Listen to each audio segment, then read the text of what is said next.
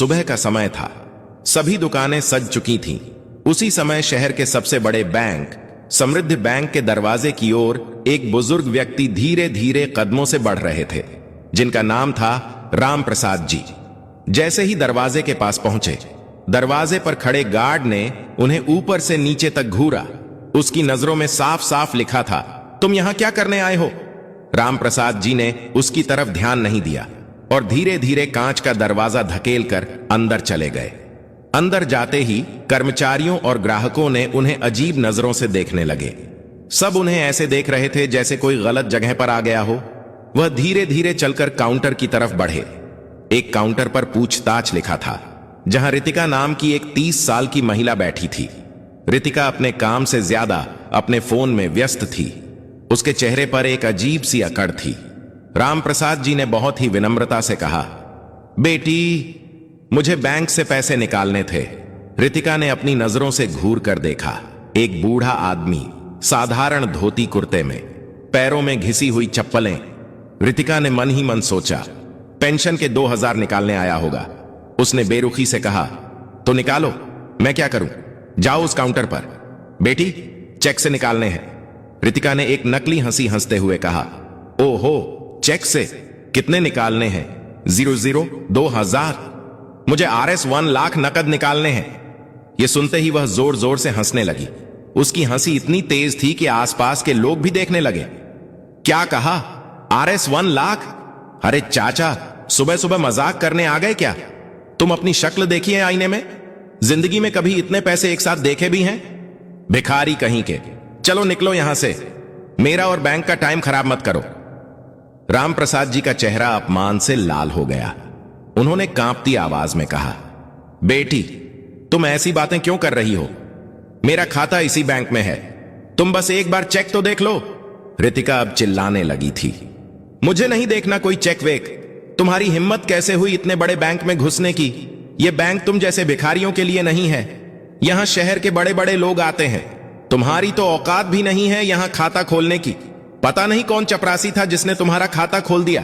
चलो निकलो यहां से, वरना गार्ड को बुलाकर धक्के मारकर बाहर निकलवा दूंगी। राम प्रसाद जी हक्के बक्के रह गए। यह हंगामा सुनकर आसपास भीड़ जमा हो गई थी। सभी खड़े होकर तमाशा देख रहे थे। तभी बैंक मैनेजर मिस्टर मल्होत्रा अपनी कांच की केबिन से बाहर निकला। मिस्टर मल्होत्रा एक नंबर का घमंडी और चापलूस इंसान था। उसने दूर से ही माजरा समझ लिया। मल्होत्रा ने कड़क आवाज में पूछा, क्या हो रहा है यहां? रितिका, ये कौन हंगामा कर रहा है? रितिका को जैसे और बल मिल गया। उसने चटकारे लेते हुए कहा, सर देखिए ना, यह कोई भिखारी है। सुबह सुबह आ गया है और कह रहा है कि इसे RS 1 लाख कैश चाहिए। मैं इसे बाहर जाने को कह रही हूं तो यह जा ही नहीं रहा। मिस्टर मल्होत्रा गुस्से में राम प्रसाद जी की तरफ बढ़ा। ए बुढ़े, सुनाई नहीं दे रहा तुझे? जब वह कह रही है कि यहां से जाओ तो जाता क्यों नहीं? यह बैंक है, कोई धर्मशाला नहीं जो कोई भी मुंह उठाकर चला आए। राम प्रसाद जी ने हाथ जोड़कर कहा, साहब, मैं भिखारी नहीं हूं, मेरा पैसा है। मिस्टर मल्होत्रा ने अपना आपा खो दिया। उसने आगे बढ़कर राम प्रसाद जी को जोर से सीने पर धक्का दे दिया। निकल यहां से। धक्का इतना जोरदार था कि 60 साल के राम प्रसाद जी अपना संतुलन खो बैठे और लड़खड़ाकर धड़ाम से जमीन पर गिर पड़े। उनकी पासबुक और चेक हाथ से छूटकर दूर जा गिरे। उनके सिर में हल्की सी चोट भी आई। एक पल के लिए पूरे बैंक में सन्नाटा छा गया। फिर मैनेजर गार्ड पर चिल्लाया, देख क्या रहे हो? उठाओ इसे और बाहर फेंको। पता नहीं कहां कहां से आ जाते हैं बैंक का माहौल खराब करने। गार्ड ने लपक कर राम प्रसाद जी की बांह पकड़े और उन्हें घसीटते हुए बैंक के दरवाजे से बाहर कर दिया। राम प्रसाद जी ने पीछे मुड़कर देखा। रितिका विजय मुस्कान के साथ उसे देख रही थी। मिस्टर मल्होत्रा अपनी टाई ठीक करता हुआ वापस अपने केबिन में जा रहा था और बाकी ग्राहक वह सब ऐसे अपनी अपनी जगह लौट गए जैसे कुछ हुआ ही ना हो। बैंक के बाहर धूल और गाड़ियों के शोर के बीच राम प्रसाद जी जमीन पर बैठे थे। आंखों में बेबसी के आंसू थे। उन्होंने अपनी जिंदगी में बहुत मेहनत और ईमानदारी से पैसा कमाया था, लेकिन आज उनके ही पैसों ने उन्हें भिखारी बना दिया था।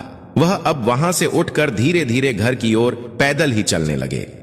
हर कदम एक बोझ की तरह लग रहा था। घर पहुंचकर उन्होंने दरवाजा बंद किया और वहीं जमीन पर बैठ गए। वह बच्चों की तरह फूट फूट कर रोने लगे। काफी देर रोने के बाद उनका मन थोड़ा हल्का हुआ, लेकिन अपमान की आग अभी भी अंदर जल रही थी। उन्होंने सोचा कि क्या उन्हें अर्जुन को यह सब बताना चाहिए। वह अपने बेटे को परेशान नहीं करना चाहते थे, लेकिन फिर उन्होंने सोचा अगर मैं चुप रह गया तो उन जैसे लोगों का हौसला और बढ़ेगा। उन्होंने कांपते हाथों से अपना फोन उठाया और अर्जुन का नंबर मिलाया। उस समय अर्जुन दिल्ली में एक बहुत बड़ी इंटरनेशनल डील की मीटिंग में था। करोड़ों का प्रोजेक्ट था। जैसे ही उसके पर्सनल फोन पर पिताजी का नाम चमका, उसने मीटिंग में बैठे लोगों से माफी मांगी। उसने फोन उठाया, हॉल से बाहर निकल गया और अपने अंदाज में कहा, हाँ पिताजी, सब ठीक है। आपने आज सुबह फोन नहीं किया, मैं चिंता कर रहा था। दूसरी तरफ से राम प्रसाद जी की भारी और भीगी हुई आवाज आई, हाँ बेटा, सब ठीक है। एक बेटे को अपने पिता की आवाज का जरा सा भी बदलाव पता चल जाता है। अर्जुन तुरंत समझ गया कि कुछ गड़बड़ है। पिताजी, आपकी आवाज ठीक नहीं लग रही, क्या हुआ? प्लीज बताइए। राम प्रसाद जी और खुद को रोक नहीं पाए। उन्होंने रोते रोते बैंक में हुई सारी घटना अपने बेटे को बता दी। कैसे उन्हें भिखारी कहा गया, कैसे मैनेजर ने उन्हें धक्का दिया और कैसे उन्हें गार्ड से बाहर फेंकवा दिया गया। जैसे जैसे अर्जुन सुनता गया, उसके चेहरे का रंग बदलता गया।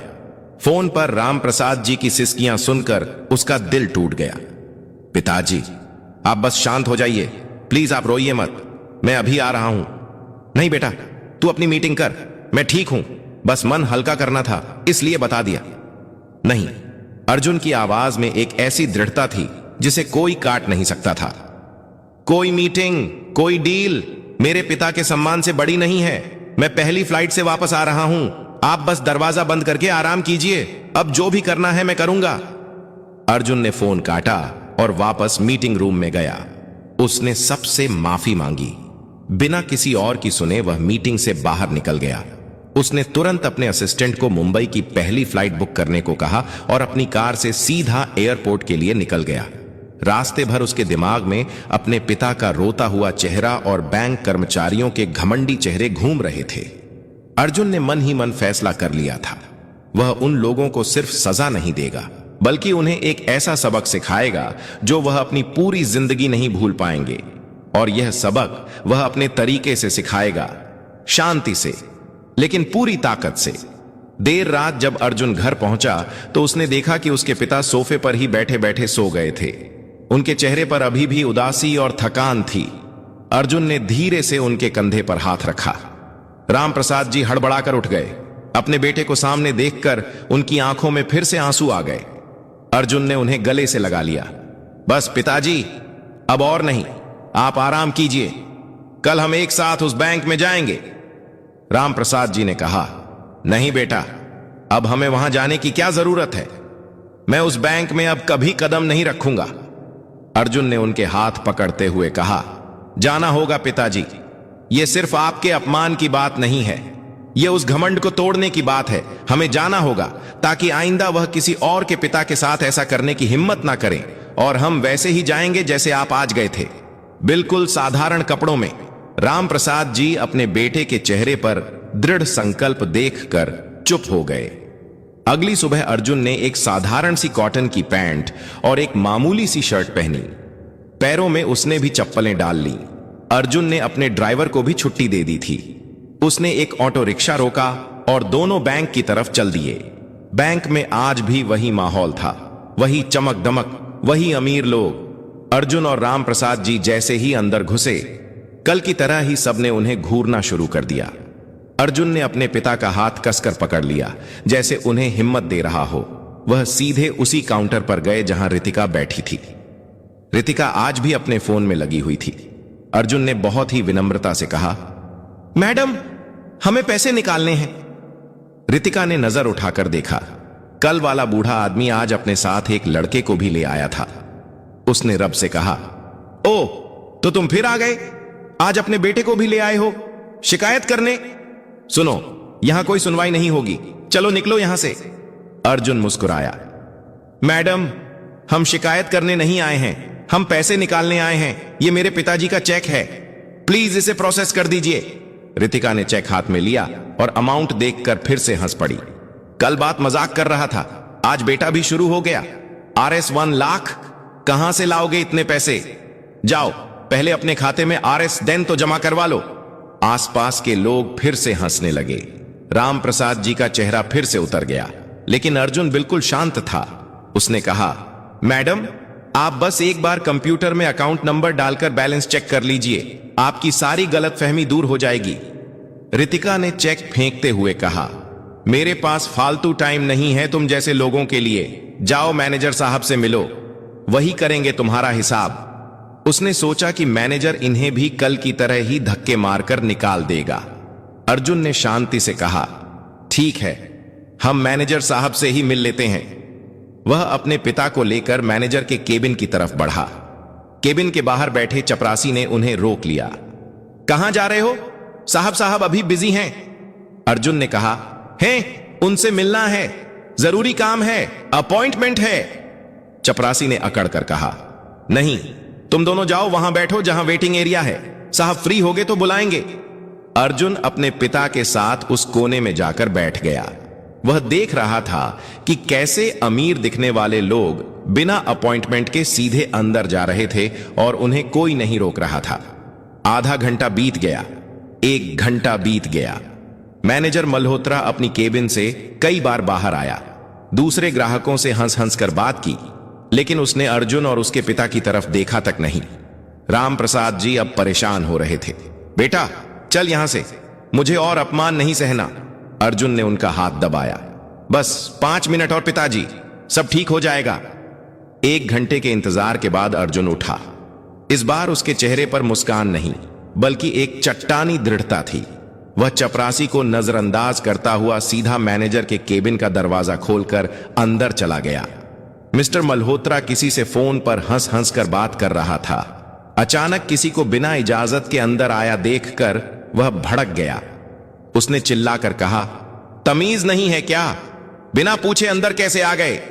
अर्जुन मल्होत्रा की टेबल के सामने आकर खड़ा हो गया। राम प्रसाद जी भी डरते डरते उसके पीछे आ गए। अर्जुन ने ठंडी आवाज में पूछा, आप मिस्टर मल्होत्रा हैं, इस ब्रांच के मैनेजर?